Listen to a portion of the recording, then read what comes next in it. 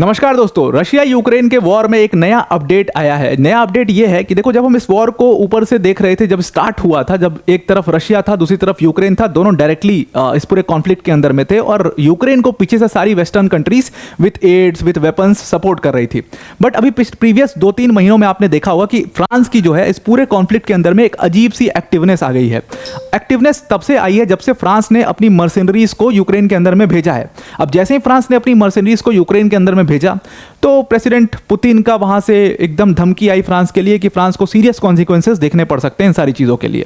तो फ्रांस के जो प्रेसिडेंट है मैक्रॉन, उन्होंने इसको पूरा एक मुद्दा बना करके सामने खड़े हुआ और उन्होंने ये साफ चीज़ें कही कि भाई हम किसी भी सीरियस कॉन्सिक्वेंसेस के लिए तैयार हैं और अगर ज़रूरत पड़ी, बल्कि उन्होंने वेस्टर्न ब्लॉक से पूरा रिक्वेस्ट भी किया कि हमें और एक्टिवली यूक्रेन को सपोर्ट करना चाहिए, डायरेक्टली सपोर्ट करना चाहिए। जो हम इनडायरेक्ट सपोर्ट दे रहे हैं वो काफ़ी नहीं है यूक्रेन के लिए, तो हमें डायरेक्टली सपोर्ट करना चाहिए। और उस डायरेक्टली सपोर्ट करने से उनका मतलब ये था, और उन्होंने इस मतलब को साफ भी कर दिया कि अगर फ्रांस को जरूरत पड़ी, मतलब अगर यूक्रेन को जरूरत पड़ी, तो फ्रांस अपनी मेन ट्रूप्स को भी, अभी तक मर्सिडीज भेज रहा था लेकिन मेन ट्रूप्स को भी यूक्रेन के अंदर में भेज सकता है लड़ाई के लिए, तो इसमें कोई प्रॉब्लम नहीं है। नाउ जियोपॉलिटिकली अगर आप थर्ड आई व्यू लो इस पूरे कॉन्फ्लिक्ट का, तो what is very smartly France is doing is कि फ्रांस जो पूरा वेस्टर्न ब्लॉक के ऊपर जो यूएस का डोमिनेंस है उसको बहुत इजीली ओवरशैडो करने की कोशिश कर रहा है इन सारी चीज़ों के थ्रू। चाहे वो इंडिया से एक डिफरेंट टाइप का रिलेशन बनाना हुआ, चाहे अफ्रीका में खुद को बैक करना हुआ, या यूक्रेन के कॉन्फ्लिक्ट में ये मर्सिनरीज के थ्रू, ये ट्रूप्स के थ्रू एक पूरा ओवरशैडोइंग इंपैक्ट जो है वो फ्रांस डालने की कोशिश कर रहा है। हालांकि फ्रांस में भी अभी न्यू कैलेडोनिया का इशू चल रहा है, मैक्रॉन वहां पर काफ़ी बिजी हैं, बट इन्हीं सबों के बीच में अभी एक रिसेंट नई चीज़ शुरू हो चुकी है इस पूरे कॉन्फ्लिक्ट के अंदर में। अब ये कहानी एक्चुअल में शुरू क्या होती है कि फ्रांस और रशिया ने अभी रिसेंटली अपने अपने न्यूक्लियर मसल्स को फ्लेक्स किया है, और इसी वजह से जो हमारा इस पूरे वीडियो का थंबनेल भी था कि is this war getting deadly, इस वॉर में क्या उतनी कैपेबिलिटी है कि ये बहुत डेडली हो सकता है, उसको आज हम देखते हैं कि एक्चुअल में इन दोनों ने किया है। अब कहानी शुरू कैसे हुई कि रशिया ने एक, रशिया की मिलिट्री डिस्ट्रिक्ट है सदर्न मिलिट्री डिस्ट्रिक्ट, वहां पर एक बहुत बड़ी न्यूक्लियर ड्रिल करी, और ये टैक्टिकल न्यूक्लियर ड्रिल का मतलब क्या होता है, सिंपली आप समझ लो, इनको आप मिनी न्यूक्लियर वेपन्स कह सकते हो। अब मिनी न्यूक्लियर वेपन से आप एक पूरे एंटायर पूरे कंट्री को तो वाइप आउट नहीं कर सकते, लेकिन कुछ स्पेसेस को आप वाइप आउट बहुत इजीली कर सकते हो। उसको टैक्टिकल न्यूक्लियर वेपन्स कहते हैं, टैक्टिकल न्यूक्लियर अटैक्स कहते हैं।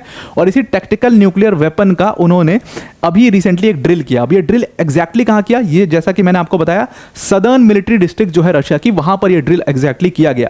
सदर्न मिलिट्री डिस्ट्रिक्ट की अगर बात करें तो वो जो रीजन्स रशिया ने अभी कैप्चर किए हैं यूक्रेन के, जैसे कि डोनेट्स्क, जैसे कि लुहांस्क, जैसे कि डोनेट्स्क, जैसे कि क्राइमिया, सेवास्टोपोल, ये जितने भी रीजन्स हैं, ये सब कुछ जो रशिया का सदर्न मिलिट्री डिस्ट्रिक्ट है उसमें इन्वॉल्व कर दिया है, उसमें इंक्लूड कर दिया गया। जैसे शेडेड रीजन आपको देख रहा है, ये शेडेड रीजन पे पूरी तरीके से अभी रशिया का कब्जा है। तो इसी रीजन में ये मिलिट्री ड्रिल की गई। अब जैसे ये मिलिट्री ड्रिल की गई तो वेस्टर्न ब्लॉक, स्पेशली फ्रांस जो है वो काफ़ी ज़्यादा कंसर्न हो जाता है इस चीज़ को लेकर के कि रशिया तो न्यूक्लियर वेपन्स को अभी यूज़ करना शुरू कर चुका है, वो अपनी ड्रिल कर रहा है। वो ड्रिल क्यों कर रहा है, और उस ड्रिल में ना सबसे बड़ी चीज़ ये थी कि इन्होंने एक सिमुलेशन किया कि कैसे अगर यूक्रेन के ऊपर हमें न्यूक्लियर वेपन्स यूज़ करने होंगे तो हम किस किस पोजीशन से, कौन कौन से वॉरहेड से ये सारी चीज़ें हम कंडक्ट करेंगे। अब इसके बाद तो वेस्टर्न ब्लॉक जो है वो और ज़्यादा कंसर्न हो जाता है इस चीज़ को लेकर के। अब जैसे ही रशिया ने न्यूक्लियर टैक्टिकल ड्रिल अपना ख़त्म किया, उसके बाद ही फ्रांस ने क्या किया, तुरंत अगले ही दिन, मतलब कि कल यानी कि 22 मई को फ्रांस ने अपना जो न्यूक्लियर मिसाइल है ASMPAR मिसाइल, उसका टेस्ट फायरिंग कर दिया। हालांकि बिना वॉरहेड के टेस्ट फायरिंग किया और उसको सेफ रीजन में टेस्ट फायर किया, जहां पर वो हमेशा टेस्ट करते हैं, वहां पर इसको टेस्ट फायर किया। लेकिन ये चीज़ साफ दुनिया के सामने ये दिखाती है कि ये दोनों कंट्रीज अपने अपने न्यूक्लियर मसल्स को फ्लेक्स कर रही हैं। अगर न्यूक्लियर की बात करें तो इसमें फ्रांस जो है वो अभी तीसरे नंबर पे आता है अकॉर्डिंग टू NPT। अब देखो, ये ना इस आर्टिकल को पिक करने का एक एजेंडा है। इस आर्टिकल को पिक करने का एजेंडा ये है कि दुनिया भर के न्यूक्लियर लॉज बने हुए हैं जो बार बार ये कहते हैं कि हमें न्यूक्लियर डिसआर्मामेंट करना है। जितनी कंट्रीज़ हैं, और ये वेस्टर्न कंट्रीज ही ऐसे ट्रिटीज़, ऐसी कन्वेंशंस को लेकर के आती हैं कि हमें न्यूक्लियर डिसआर्मामेंट की तरफ बढ़ना है, हम और हर कंट्री अपने न्यूक्लियर कैपेबिलिटीज़ को और ज़्यादा नहीं बढ़ाएगी, इससे मैनकाइंड को खतरा है। और वही फ्रांस हमेशा इन ट्रिटीज़ को बुली करता हुआ है। कैसे बुली करता है, फ्रांस ने क्या किया, अपना जो बजट निकाला उसमें क्या किया, सीधा सीधा उसने लिखा कि भाई हम अपने बजट का 13% जो हिस्सा है उसको हम सीधा सीधा कहाँ डेडिकेट करेंगे, हम अपनी इंडिपेंडेंट न्यूक्लियर कैपेबिलिटीज़ को इन्हांस करने के लिए अपने पूरे बजट का, अपने कंट्री के बजट का 13% हिस्सा उसमें डेडिकेट करेंगे। इवन फ्रांस का एक और एजेंडा ये है कि 2035 तक हम अपने यहाँ पर एक next generation air launched missiles जो कि न्यूक्लियर मिसाइल्स हैं उनको भी डेवलप कर लेंगे। तो नाउ ये सारी चीज़ें क्या दिखाती हैं कि फ्रांस को कोई परवाह नहीं है किसी भी तरीके की कोई भी न्यूक्लियर लॉज की। और ये जितने भी न्यूक्लियर लॉज हैं इन सब में आप फाउंडिंग मेंबर्स देखोगे, वो सारे फाउंडिंग मेंबर्स आपको वेस्टर्न ब्लॉक से मिलेंगे, खासतौर से यूएस और वेस्टर्न ब्लॉक की कंट्रीज उसमें फाउंडिंग मेंबर्स रहती हैं। उसी ब्लॉक में फ्रांस भी आता है। अब फ्रांस इन सारे लॉज को हमेशा से बुली करता हुआ है। अगर आप इस लॉज को ज़्यादा एनालाइज करोगे तो सबसे फेमस इसमें तो एनपीटी है, नॉन प्रोलिफरेशन ट्रीटी। अब एनपीटी को देखो, इसने रेटिफाई किया हुआ है साल 1992 में। उसके अलावा अगर एक और की बात करें तो कॉम्प्रिहेंसिव टेस्ट बैन ट्रीटी है।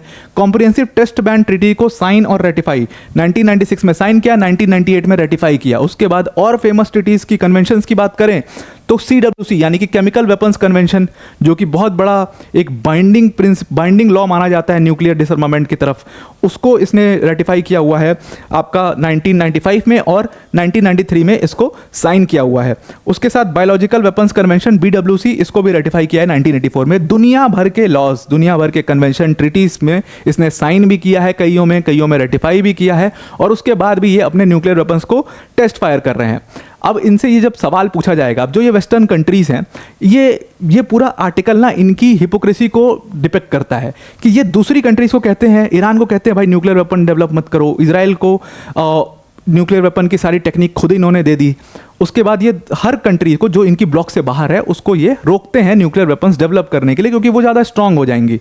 और खुद ये इन्हीं ट्रीटीज़, इन्हीं कन्वेंशंस को हमेशा तोड़ते हुए आए हैं, जिसमें फ्रांस जो है ये सबसे बड़ा एग्जाम्पल बन चुका है।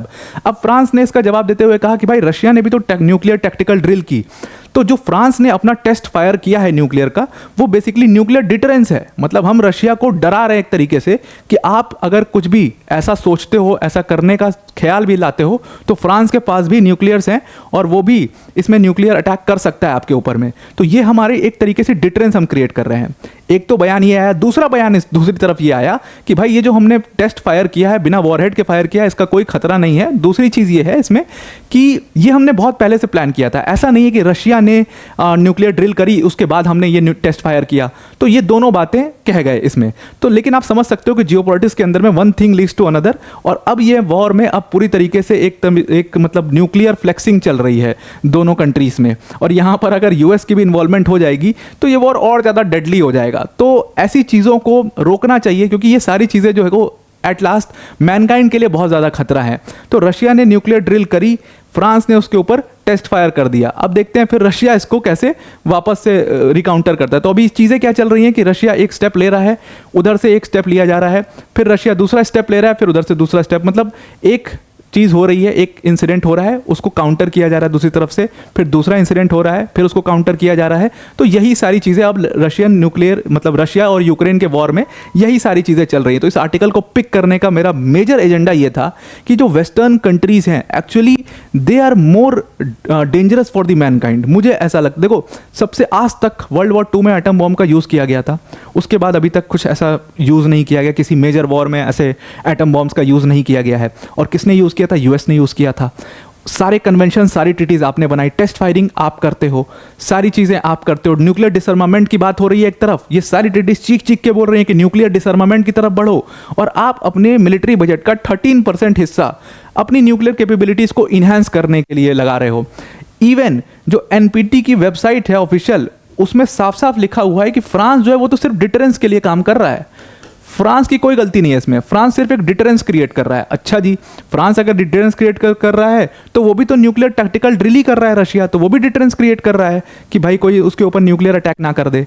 तो उस चीज़ को फिर वैसे भी ले सकते हैं, बट वो जब रशिया को डिपिक्ट करते हैं, मतलब व्लादिमीर पुतिन को डिपिक्ट करते हैं, जैसे मैं आपको एक छोटा सा एग्जांपल देता हूं किस तरीके से पूरा प्रोपेगेंडा बनता है। व्लादिमीर पुतिन के खिलाफ इंटरनेशनल क्रिमिनल कोर्ट ने वारंट निकाला, उनको क्रिमिनल घोषित कर दिया। तो अमेरिका यूएस के एंटनी ब्लिंकन सामने आते हैं स्टेट डिपार्टमेंट के, कहते हैं बताओ एक वॉर क्रिमिनल है, उसको इंटरनेशनल क्रिमिनल कोर्ट ने वॉर क्रिमिनल घोषित किया है और वो यूएई जा रहे हैं, वो सऊदी अरेबिया जा रहे हैं, तो ये इंटरनेशनल क्रिमिनल कोर्ट का कंटेम्प्ट है, सबसे बड़ा कंटेम्प्ट है। अब उसी के बाद आयरनी देखिए कि बेंजामिन नेतन्याहू को भी तो इंटरनेशनल क्रिमिनल कोर्ट ने वॉर क्रिमिनल घोषित कर दिया है। यूएस के मुंह से एक शब्द नहीं निकला, एक ऑफिशियल स्टेटमेंट नहीं आया। दूसरी तरफ वो हमास का लीडर इस्माइल हनिया जो है वो वहां पहुंचा हुआ ईरान के अंदर में, तो उसको पूरी तरीके से ये उसके ऊपर आर्टिकल्स, वीडियोस लगातार उसको दिखाना दुनिया को कि देखो इस्माइल हनिया घूम रहा है, इंटरनेशनल क्रिमिनल कोर्ट का घोषित अपराधी है।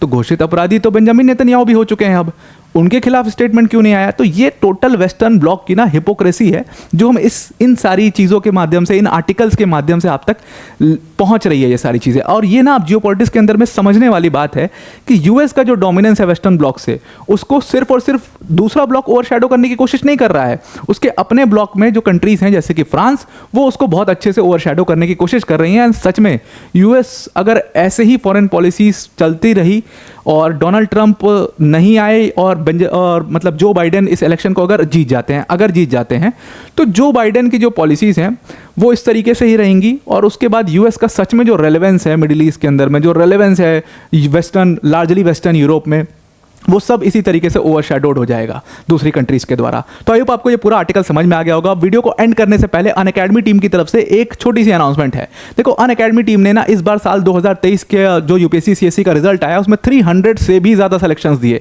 और उसमें हमारे जो ऑल इंडिया रैंक 1 थे आदित्य श्रीवास्तव सर, वो भी इंक्लूडेड है, वो हमारे ऑनलाइन प्लेटफॉर्म के लर्नर थे।